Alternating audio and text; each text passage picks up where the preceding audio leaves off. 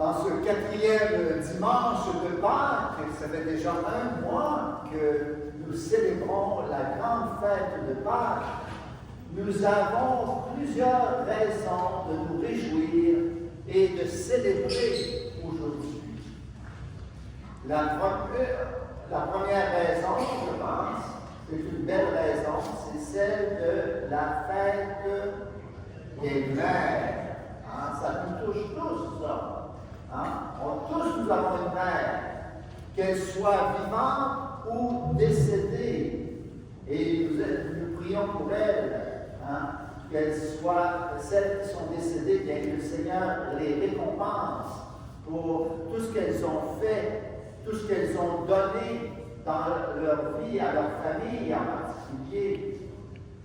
Et puis, la deuxième raison pourquoi on se réjouit et on célèbre aujourd'hui en cette fête du bon pasteur, c'est que nous avons eu la bonne nouvelle cette semaine d'un nouveau pasteur de l'Église qui nous a été donné en la personne de Léon XIV. Je suis encore habitué, vous allez me corriger probablement. Alors, Léon XIV, c'est un signe de Dieu, c'est un prophète du Seigneur qui nous est donné, qui va continuer l'œuvre entreprise par le pape François pour montrer la miséricorde, pour montrer aussi que l'Église, eh bien, elle est belle, elle est grande, elle est vraiment notre famille, dans laquelle nous pouvons nous épanouir dans la joie de croire en ce Dieu qui est Père, Fils et Esprit Saint. Et puis, il y a une troisième raison pour laquelle nous voulons nous réjouir et célébrer, c'est que ce quatrième dimanche de Pâques, eh bien, il y a une tradition depuis 60 ans passés où on veut prier, c'est la journée mondiale de prière pour les vocations. Alors, c'est vraiment important, les vocations. Et je dirais que, pour résumer tout ça, il y a un mot qui décrit bien ces trois intentions de prière que nous avons aujourd'hui. Quel est ce mot que j'ai dans la tête et que vous pouvez essayer de deviner? Très simple. En fait, c'est le dernier mot que j'ai dit. C'est le mot vocation. Parce que être mère, vous savez, c'est une vocation. C'est un appel de Dieu à aimer. Et puis, le pape Léon XIV, eh bien, c'est une vocation, ça aussi, d'être pape. J'espère qu'on peut s'imaginer que c'est Jésus qui l'appelle à le suivre et à paître ses brebis comme il l'a fait pour le premier pape. Qui est-il? Pierre, voilà. Alors, on a besoin de prier pour les vocations sacerdotales et religieuses aujourd'hui parce qu'elles sont de moins en moins nombreuses. Comme disait notre évêque, vous êtes chanceux d'avoir un prêtre dans votre église, parce que ce n'est pas toutes les églises qui ont un prêtre. Alors, on a besoin de vocation. Et pourquoi, justement, on a moins de vocation? Bien, je pense que tout d'abord, il y a un problème de compréhension du mot vocation et aussi de la réalité de la vocation. C'est que souvent les gens aujourd'hui pensent que leur vie, bien, ça leur appartient. Et puis je fais ma vie, je construis ma vie comme je veux. Et je n'ai pas à poser des questions à Dieu, à savoir quelle est ma place dans ce monde. Ou parce qu'on n'a pas la foi que Dieu, eh bien, nous aime. Il nous a créés par amour et il nous connaît mieux que nous-mêmes et il veut justement nous voir accomplir accomplir une mission dans ce monde pour que nous puissions vraiment trouver que cette vie qu'il nous a donnée bien, puisse être plus grande que nous et nous amener à aimer en vérité nos frères et sœurs et Dieu pour sortir de nous-mêmes, de notre petit égo, pour grandir dans la vérité de l'amour. C'est ça la vocation. Et cette semaine, je lisais une petite histoire qui illustre bien ce qu'est la vocation. Hein? C'est un curé durant la Deuxième Guerre mondiale à Munich, en Allemagne. Et les bombes pleuvaient, bien entendu. Et une bombe, il y a des éclats d'obus qui ont amoché la statue du Sacré-Cœur qui était sur le parterre de l'église, en face de l'église, et il lui a arraché les deux bras. Alors, il était bien pédé de ça, mais il s'est dit, quand la guerre va finir, je vais faire tout mon pouvoir pour réparer la statue du Sacré-Cœur. Et voilà qu'après la guerre, après ça a pris un certain temps, et alors, il a eu une idée lumineuse. Au lieu de faire réparer sa statue, il a fait écrire un écriteau au bas de la statue qui disait « Je n'ai plus mes bras, sinon les vôtres. Voulez-vous m'aider à aimer le monde? » Voyez-vous? Nous devenons dans la foi, frères et sœurs, à cause de notre vocation à l'amour, les bras du Christ qui veut sauver les hommes, qui veut les aimer, leur montrer le visage de l'amour de Dieu. Et c'est tellement important. Parce que les gens aujourd'hui, si nous sommes dans la violence, si dans les guerres, tout ça, c'est parce qu'on n'a pas reconnu l'amour de Dieu pour nous. Et que nous sommes tous des frères et des sœurs. Nous avons un seul Père.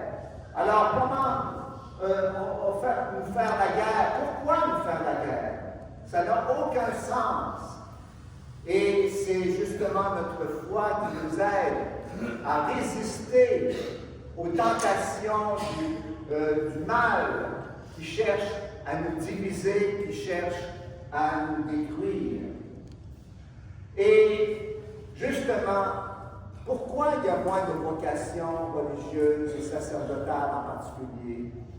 C'est parce que pour la découvrir, comme disait Jésus dans l'Évangile, mes brebis écoutent ma voix. Moi, je les connais et elles me suivent. Mes brebis écoutent ma voix. C'est ça le problème, frères et sœurs. C'est qu'on n'écoute pas la voix du Seigneur qui parle dans notre cœur.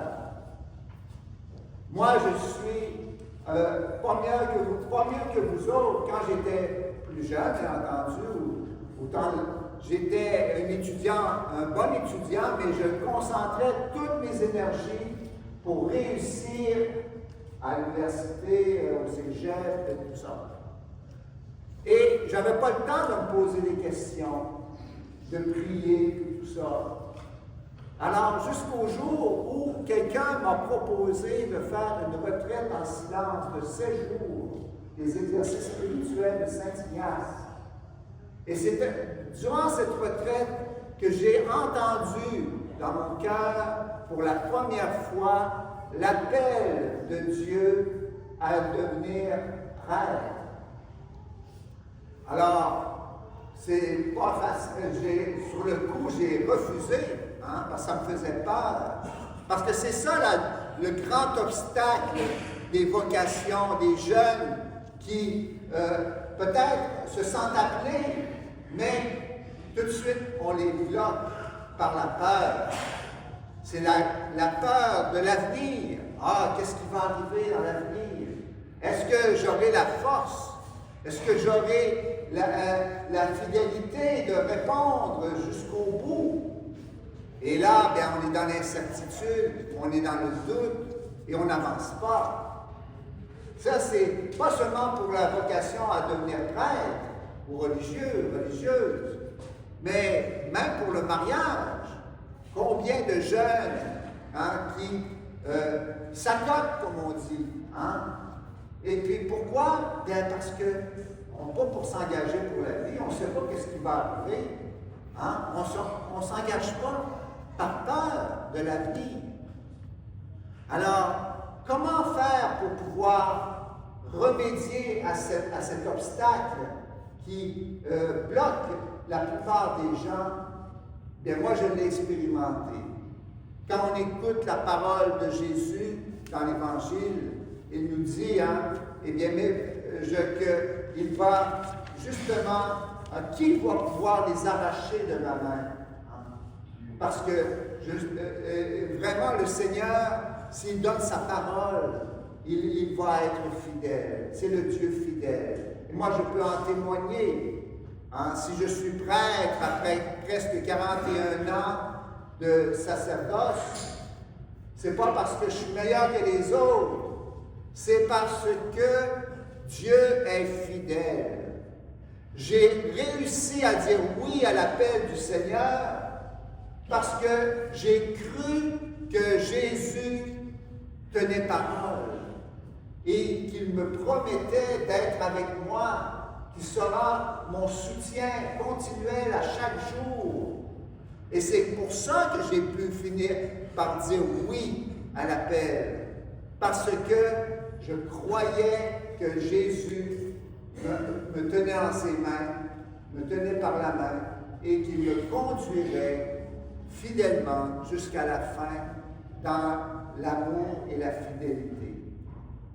Alors, je rends grâce à Dieu aujourd'hui, et je pense qu'il faut prier pour que justement les barrières de la peur s'écartent, pour qu'enfin nous puissions avoir des jeunes, hommes et femmes, qui puissent suivre le Christ dans la foi et l'amour.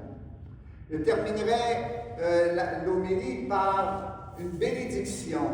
Au conseil de pastoral paroissial, on a préparé la messe aujourd'hui et on m'a suggéré de faire une bénédiction pour les mamans, spécialement pour les mamans. Parce que vous savez, les vocations sacerdotales et religieuses, ça part de la maison, ça part de l'amour de nos parents qui manifestent cet amour de Dieu. Pour la première fois, ils sont les premiers témoins de l'amour de Dieu. Et notre mère, bien entendu, elle a un rôle très spécial, très important. Alors, Seigneur, je te bénis et je te présente toutes les mamans du monde, spécialement celles qui sont ici présentes ou celles qui sont au ciel déjà parce qu'elles ont accompli leur mission, qu'elles puissent justement être enveloppées du manteau de la Vierge Marie, que Marie puisse les consoler, leur donner la paix et leur donner aussi cette conviction qu'en suivant Jésus, eh bien, on a tout ce qu'il nous faut pour pouvoir rendre gloire à Dieu et être fidèle à lui. Et alors, Seigneur, je te demande de les bénir au nom du Père et du Fils et du Saint-Esprit. Amen.